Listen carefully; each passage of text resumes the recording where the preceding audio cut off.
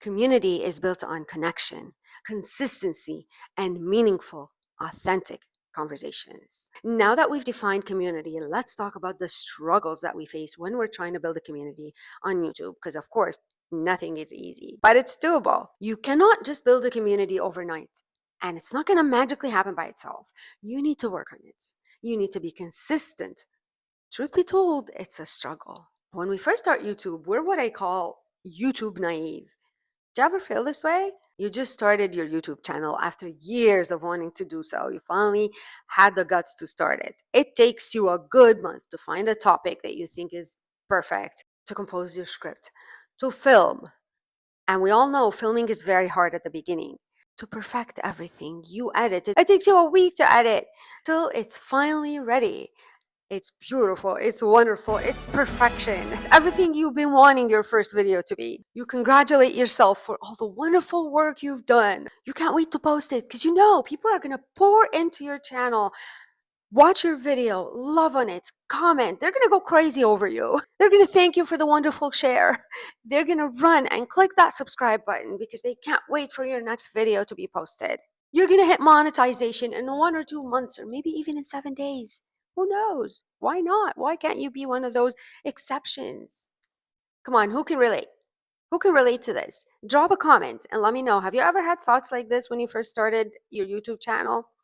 Did you even daydream that you're gonna get monetized in a week or in a month, or you're gonna go viral from your first or second video? I'm sure I'm not the only one who had these thoughts, or at least, should I say, hopes. Your video has finally been perfected and you decide it's time to post it, but you're still scared, so you sit on it for another week or so. And then you go and watch some motivational YouTube videos on why you should start YouTube, especially if you're over 40, and you finally decide it's time. You click that post button, and now the next stage of YouTube begins. Welcome to the obsessive stage. You keep clicking on that refresh arrow there, expecting 20, 100 views on your video because this is the best video ever been posted on YouTube. Everyone should watch it. But all you get is crickets. No views, or close to no views. 5 views, 10 views, 20 views if you're lucky. And if you're even luckier, you could get 1 or 2 likes. Comments, don't hold your breath. Subscribers, not yet. But you're so determined to do YouTube and you're not going to give up, right? We're team not giving up here. So you keep creating and posting them videos. Good for you. Can you relate to any of this? If so, leave a comment. Make sure to tell us all about it. So you continue posting once, twice a week, 3 times a week. Maybe you might even do the 30-day challenge, but you're barely getting views and engagement. Forget it. It's non-existent at this point. Why?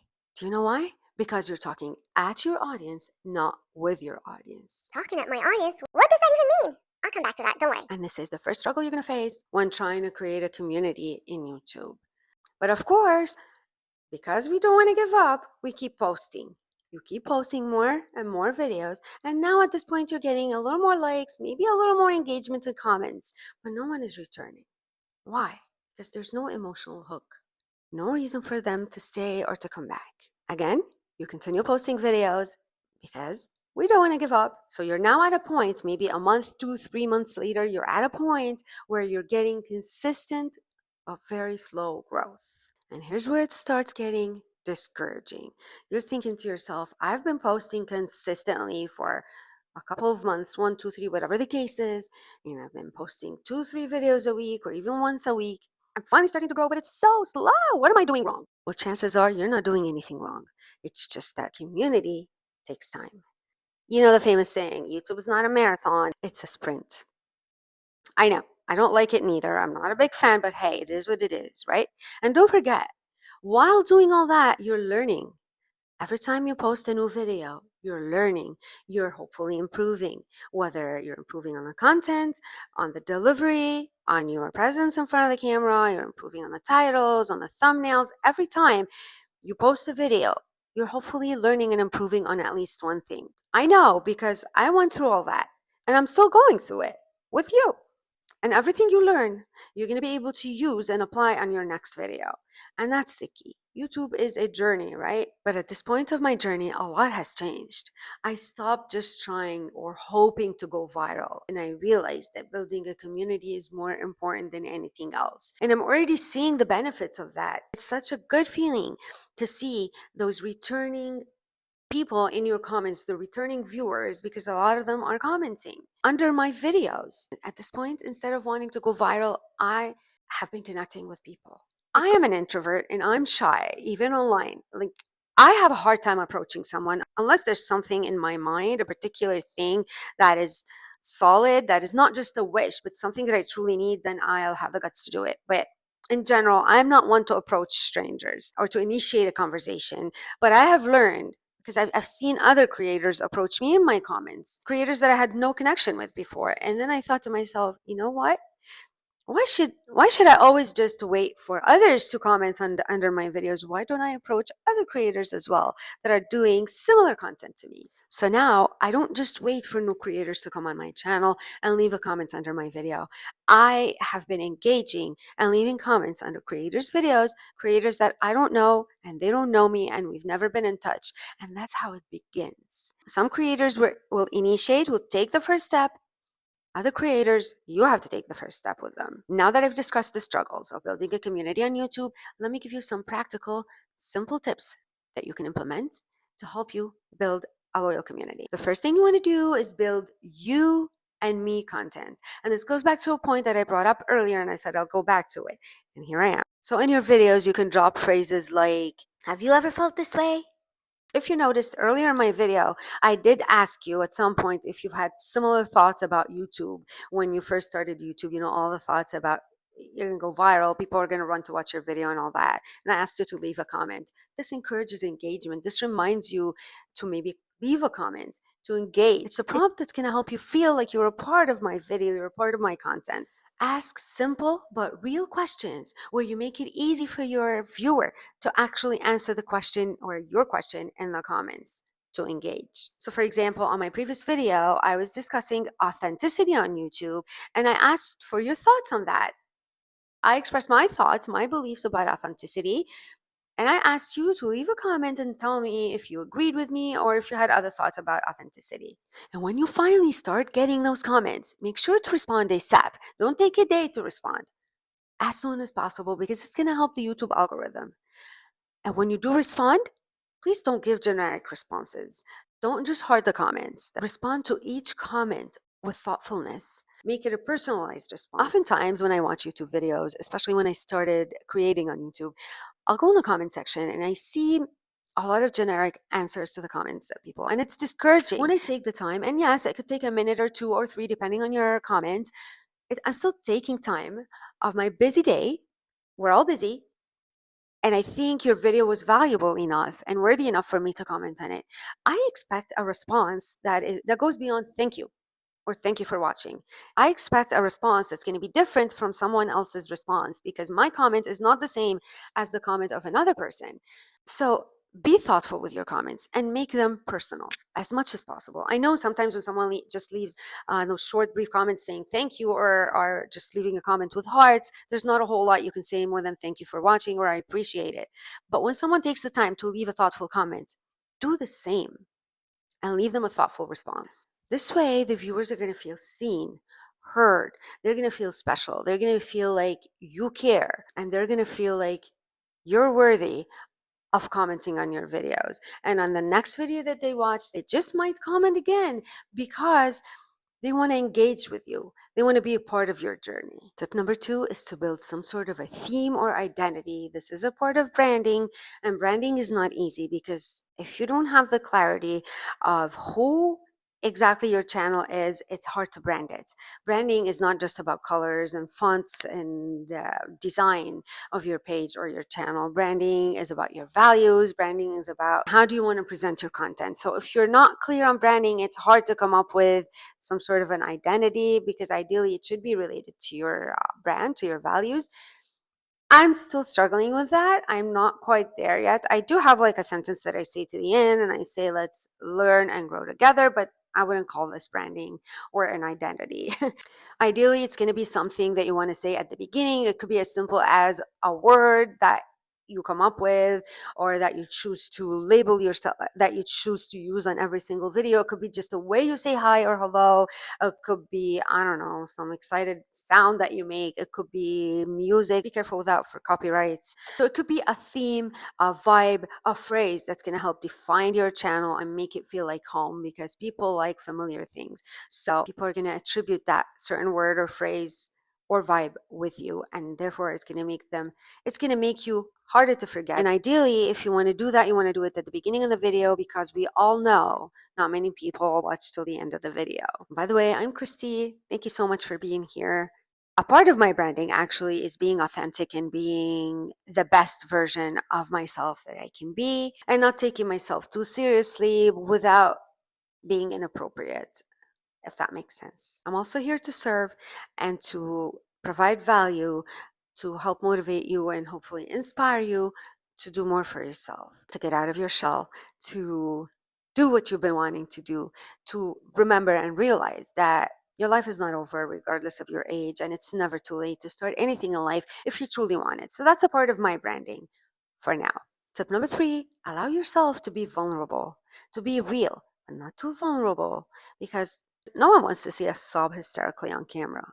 Okay, so determine where the line is for you, what you're comfortable with, without overdoing it and without being almost like a burden on the audience. So apparently, perfect is boring. I can't say that I agree with that. But hey, it's not relatable. And this I agree to. If you see someone who comes across as too perfect, whether it's in your daily life or online, it's hard to relate to them, because we all know no one is perfect. So share your thoughts, your doubts, your growth, your failures, because people will connect more to that. It's relatable. And when you share your failures, make sure to talk about the lessons that you've learned, because there's so much to be learned from failures. Make sure to use your failures as a stepping stone to advance, and share that with your viewers. People love that. Of course, you're going to share your successes as well. There's a time and place for everything, even on YouTube. This next tip is something that I personally suck at, but I plan on working on it in due time. And it is, use your community tab. Every day I say to myself, I want to post something on that community tab.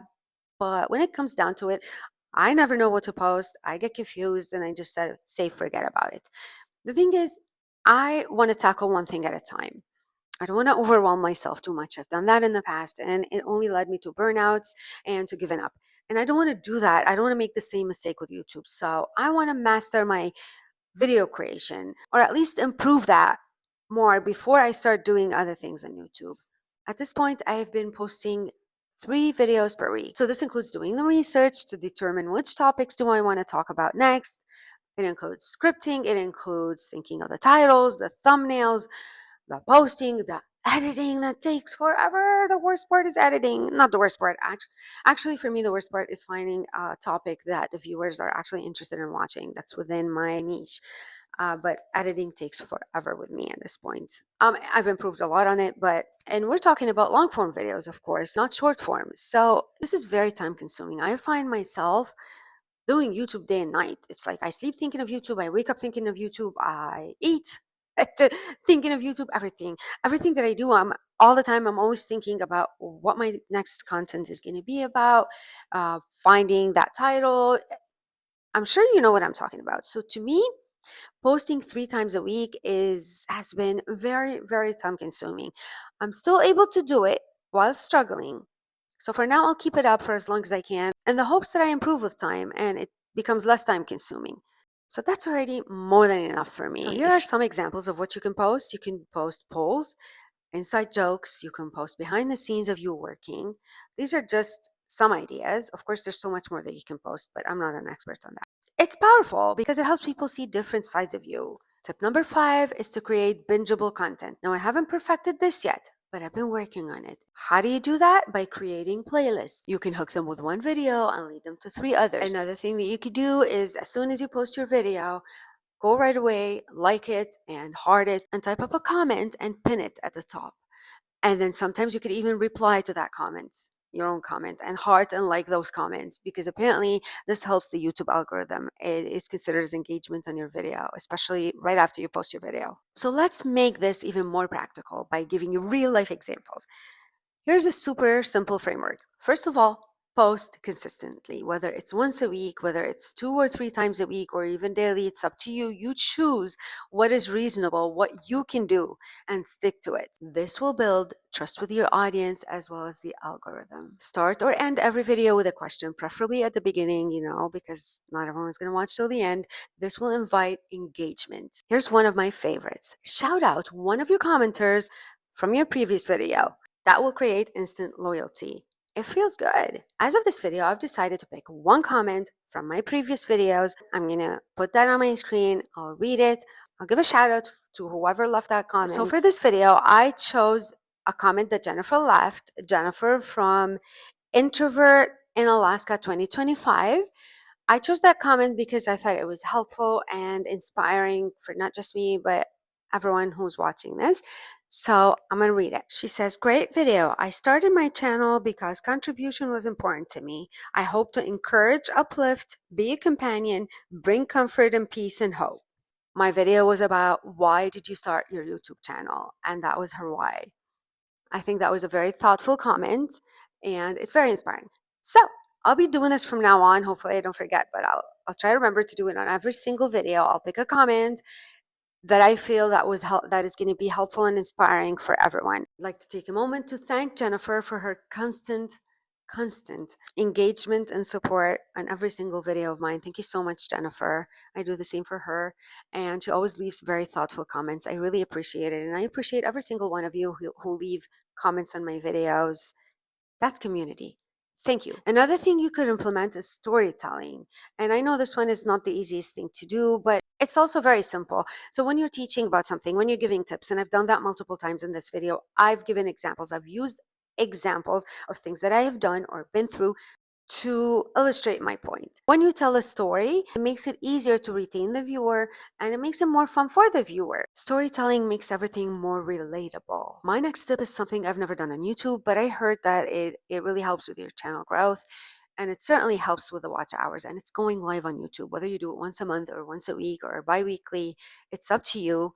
Like I said, I haven't done it, so I can't speak out of experience on this one, but I can imagine that it won't hurt your channel. And it's certainly good for real-time engagement. If you happen to have people online while you're doing your live, it'll be a great opportunity for them to ask you questions or just to engage with you. An example of this would be Audra from Audra Faith 20. She's gone live multiple times. I've never been on her lives, but I've watched a few of them later after she posted them, and she makes it look so easy.